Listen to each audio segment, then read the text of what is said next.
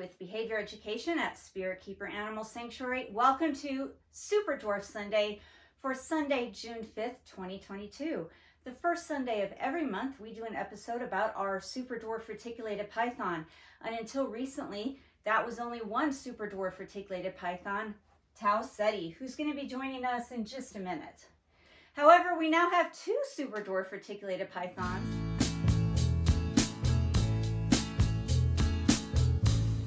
And guess what? Tomorrow is Tau Seti's birthday. Tau Seti was hatched on June 6th, 2019. So tomorrow he is going to be 3 years old. He arrived when he was about 7 weeks old on July 23rd, 2019. So we've had him a very long time. And TC was out last night, as is per his usual. He was out again this morning. He was out during the day and he got grounded for a few hours. And he's at his door wanting out again. So I just happen to have the keys here. And I'm going to unlock his enclosure and I'm going to let him out. He has 3 locks on his enclosure because he can get out if I don't have these locks on the sliding doors. I used to have no locks on these doors and I found him out several times. He squishes between the sliding plexiglass doors. Now I could prevent that by putting glass there, but I'm pretty sure that TC is going to outgrow this enclosure at some point, and I can put a different snake in here. And so I was thinking, I don't know that I want to invest the money in glass if TC's not going to be in here for a really long time. And the locks seem to be working. I originally put 1 lock on and he still found a way to squeeze out. And so then I ended up putting 3 locks on, and that's been doing a pretty good job to prevent him from getting out. So we're going to just touch base with TC here. We're going to see how much he weighs at 3 years old. And then I'm going to introduce you to our new Super Dwarf Reticulated Python, Ryder, and I'm going to tell you about him. Let me turn the camera off for a minute so that I can zoom in on the scale, and we will see what our 3-year-old Super Dwarf Reticulated Python weighs. TC comes out here all the time as it is on his own and voluntarily sits on this scale.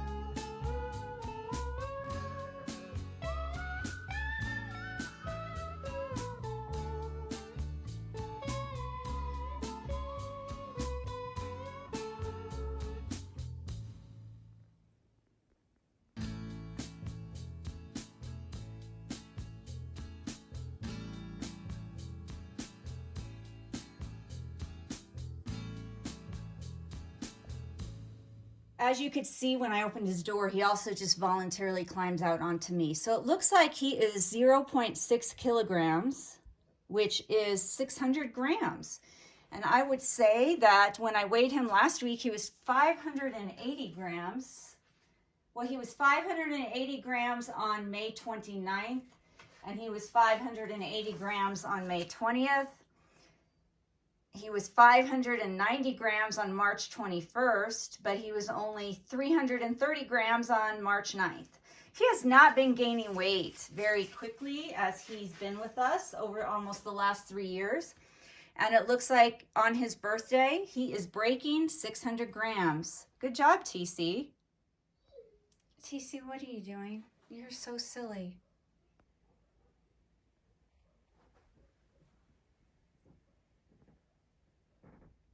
Now let's take a look at Ryder, who may or may not come out, because Ryder just ate last night. So I'm not sure if he wants to come out right now or not, but we'll see. I'm going to tell you a little bit about Ryder while you take a look at him here, and while he decides if he would like to come out and join us or not. Would you like to come out? This is all your information I'm going to show people so that they can be introduced to you. I think he is absolutely gorgeous. He is a wild type. All right, let's go over his details. His name is Ryder Azadi. It's a character from Star Wars Rebels, if you're not familiar with that. And he was hatched on September 13th, 2021. I actually purchased him in January of 2022, but he didn't get here until April 7th, 2022, because it was too cold to ship him.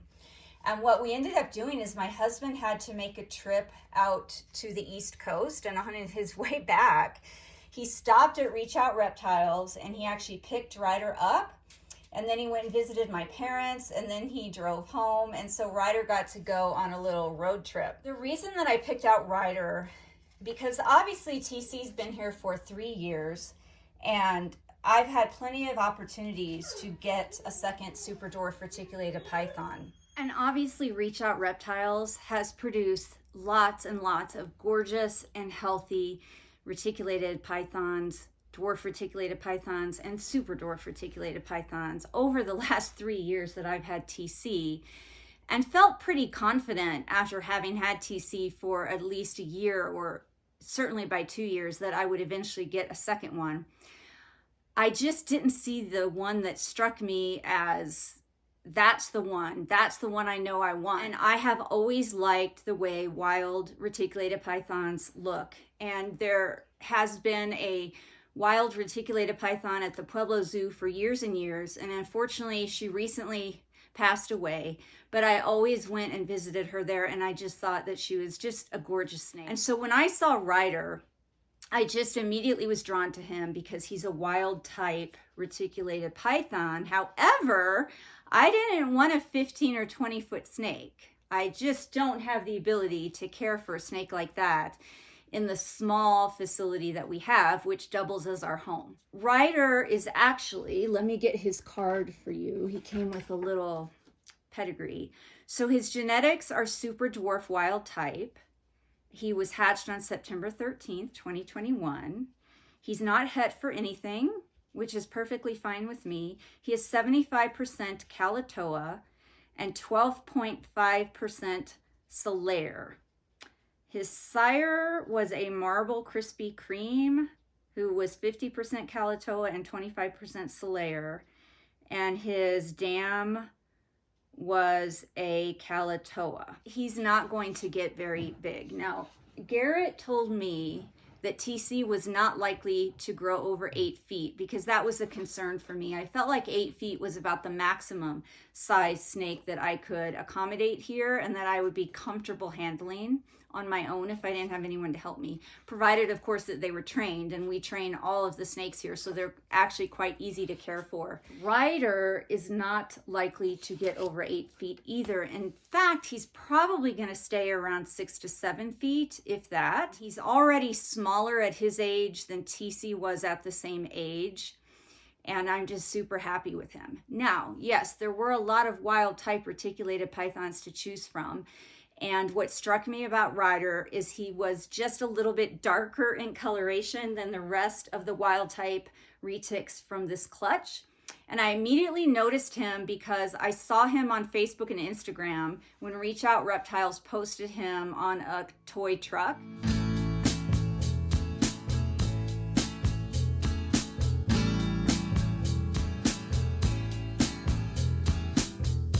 I thought, wow, I love the way that that animal looks. Like if I was going to get a second one, it would be that one. And so then it said what clutch he was from, and I looked at the clutch, and I looked at all the pictures, and I immediately was drawn to a specific snake out of the clutch. And when I looked at him closely, I looked at the head markings, the head stamp, the fine detail of the markings on his head and neck. It was the same one that was on the toy truck.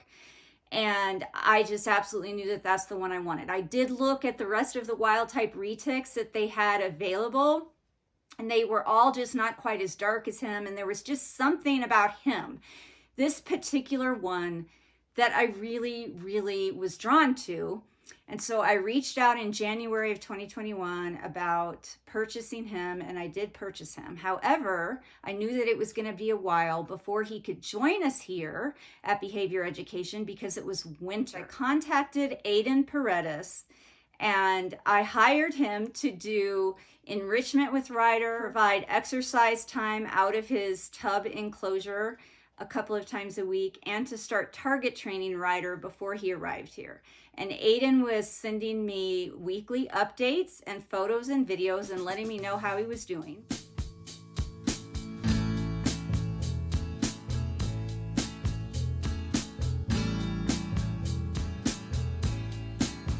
Hey Lori, so I got Ryder out for his enrichment time and you can barely see him. He is exploring. This is our enrichment bin that we use to, Rob usually puts yearlings in here when he's cleaning cages, and he puts rodents in here for them to hunt while he's doing that. And there he is. He's having fun exploring this bin right here. So cute.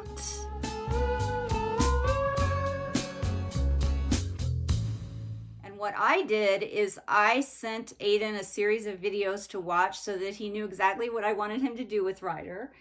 And then I sent Aiden a target to use for the target training, along with a video demonstrating exactly how I do that. And he watched some of my YouTube videos. I sent him a book on zoo animal learning and training, and I just got him all prepped to do everything that I wanted him to do with Ryder, so that Ryder wasn't just sitting in a tub with no exercise and no enrichment and no mental stimulation and no introduction to target training for 3 or 4 months waiting to come here. Once I owned the snake, once I knew he was mine, I wanted to make sure that he was getting all that.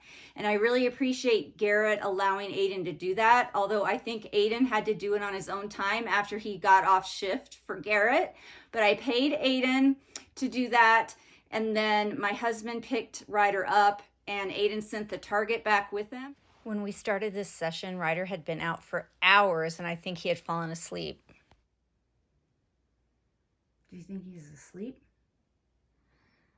Could be.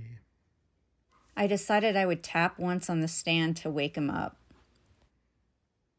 There, he woke up.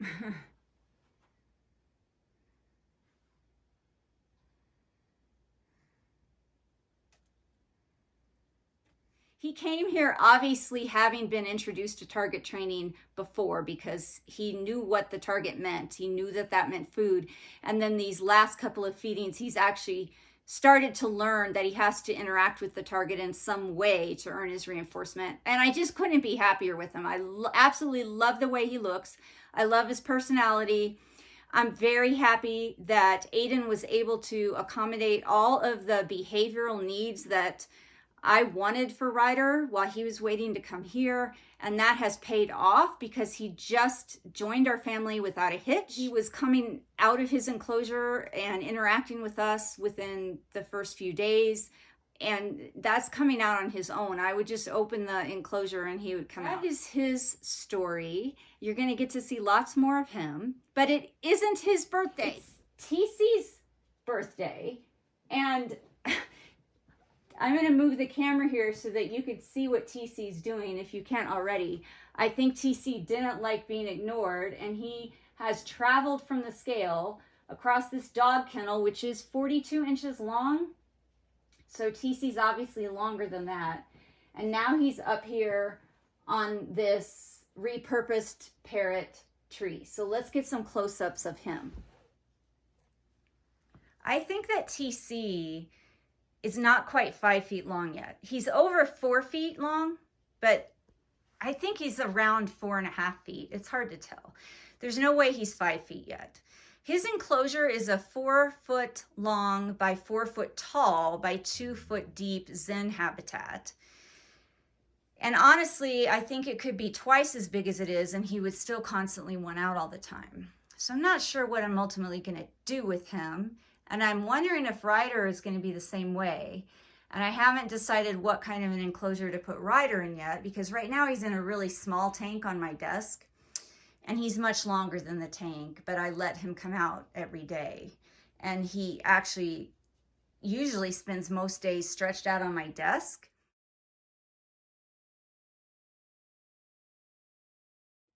He just spends time in his enclosure when he's about to shed. Sometimes when he's digesting a meal. He comes out most of the time other than that. So I'm undecided as to what kind of a habitat to put him in. I don't want to move him off my desk. I would like him to stay here. I'm going to try to zoom out. I would like him to be able to stay here on my desk. But obviously a huge enclosure won't fit on my desk. My desk is actually a 4x2x2 enclosure that I have another snake in.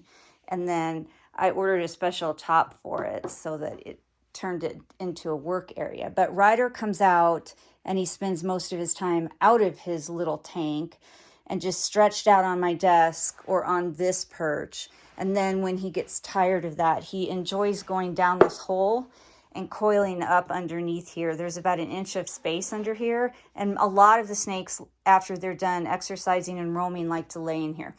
So he isn't just relegated to this small tank and he never gets out. It's literally every day if he wants to come out, he gets to come out. And the thing with these retics is he is so thin, like so, his diameter is so small. And when he's all coiled up like that, this enclosure looks fine, but when he stretches out, he is long. He is very long.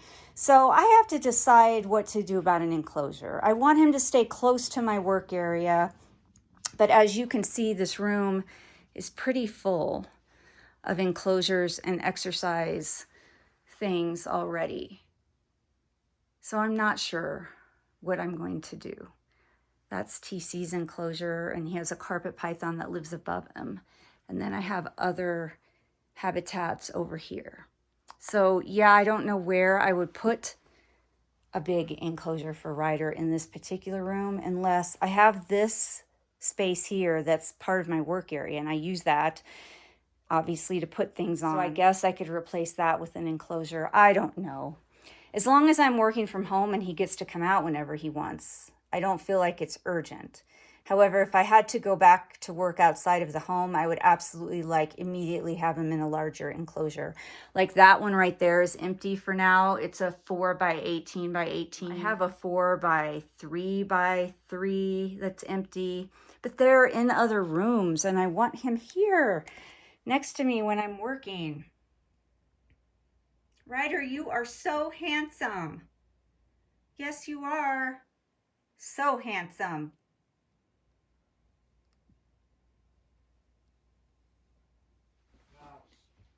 What? Are you serious? Oh, it makes me miss Ronan so much to hear you say that. Hi everyone. Thank you so much for watching and for joining me this Sunday for Super Dwarf Sunday. Just as I was about to start this outro, my husband said he just saw a mouse run under the stove. Now remember that we actually do live on a ranch out in the country and we get mice from time to time that come in the house. And my Morelia Bradley Ronan was our house snake. He lived out of his enclosure most of the time and he would catch the mice in the house. And he just died not too long ago of lymphosarcoma. He had a very aggressive and advanced form of cancer and he was only about 3 years old. So that just made me think of him and miss him even more. This is one of my other Morelia Bradley that was just coming out of his enclosure, Boreth. He's 5 years old and he hasn't caught any wild mice, but he does like to come out and roam. And I guess that there's always hope. He could also become a rodent eradicator, but we may have to resort to something else. Anyway, thank you for joining me for Super Dwarf Sunday. I hope you enjoyed an update on TC and meeting Ryder and whatever goodies I decide to fill this episode with, which I'm going to do in just a few minutes when I start editing. And hopefully as I'm editing, I won't find too many huge mistakes that I have to jump in and correct. You guys have a great weekend. And until next time, please remember to always be kind and love your animals.